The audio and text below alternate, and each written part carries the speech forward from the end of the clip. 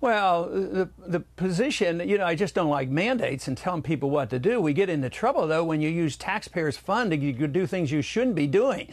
So when the taxpayers get involved, then you say, how can you be fair to everybody? Well, you can't be. So the government shouldn't be funding it. But certainly, if the funding is going to occur, you don't tell churches what they should do. So I don't like the mandates at all. And I think Obama's dug a hole for himself here, because he's trampling on religious conviction. But the political and economic and constitutional approach of government being involved in doing things like this is really where it starts, because then you say, we have a government program. How can you satisfy everybody's wants and wills and what they want to do and protect everybody? It's absolutely impossible. This is why, if it's voluntary, if you have voluntary churches or whatever, you can do what you want, and the government doesn't have a say, just to protect voluntary choices rather than the government dictating to the people on what they should do or shouldn't do about birth control. Well, I just want to be precise on this, and then I'll let you go. Let's say you're a woman who works at Georgetown University Hospital, which is a Catholic-based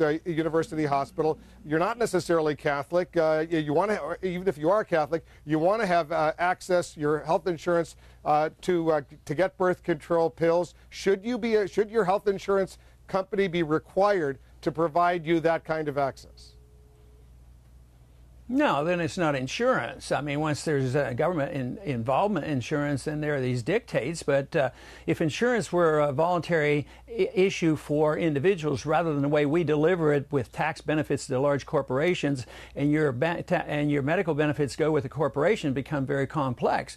But in a true free market, you'd pick the company that would provide you with the services that you want. It would be like picking out which life insurance policy you want, or picking out what kind of house policy you want, or what kind of car policy you want. It would be individualized. But once again, the government's been involved in this healthcare business for so long, but when they put a mandate on and say you must do this or must do that, it's no longer insurance. They're not measuring risk at all, and the customer's not making a choice, and the businessman is not making a choice. So it's the fault of compulsion by government-run programs that will inevitably lead to these arguments and fights. You're going to win the Maine caucus this Saturday?